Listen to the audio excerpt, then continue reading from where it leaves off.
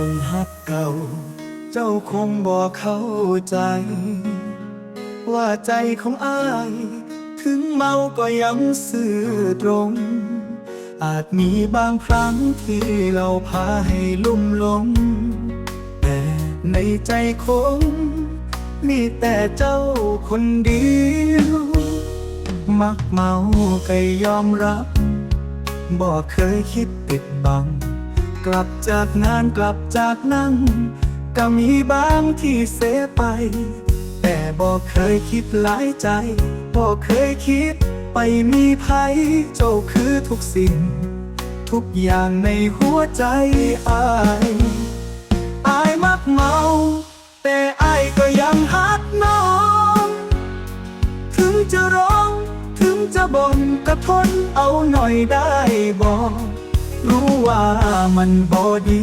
แต่อายกำลังเปลี่ยนแปลงน้อ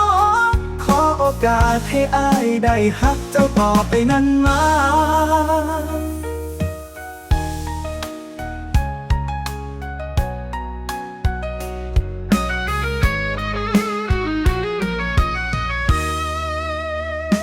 หลายคนมองว่าบ่ดี ว่าอายบ่มีอนาคต แต่ความฮักบริสุทธิ์อายมีให้เจ้าทุกวัน อาจสิเว้าบ่มัวอาจสิเมาแล้วเสียงดัง แต่คำว่าฮักอายก็ยังเว้าอยู่เสมอ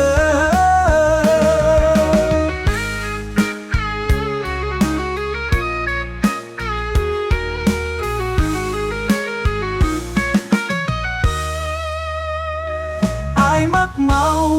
แต่อายก็ยังฮักน้องถึงจะร้องถึงจะบ่นก็ทนเอาหน่อยได้บอกรู้ว่า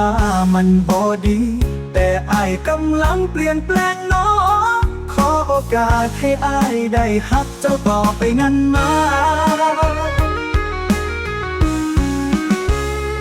ยามสั่งเมาก็ยังคิดฮอดเจ้าคิดฮอดคำเว้าฮักกันเรื่อยไปขอโทษที่ทำให้เสียใจบ่ได้ตั้งใจดอกนาคนฮักเมาก็ฮักเจ้าได้คือกันอายมักเมาแต่อายก็ยังฮักน้อ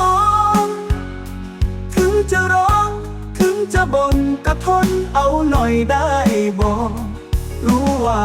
มันบ่ดี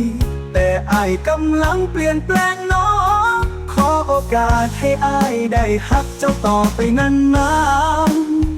ถึงอายสิมักเมาแต่ก็ยังฮักเจ้าฮักเจ้าหลายฮักเจ้าคนเดียว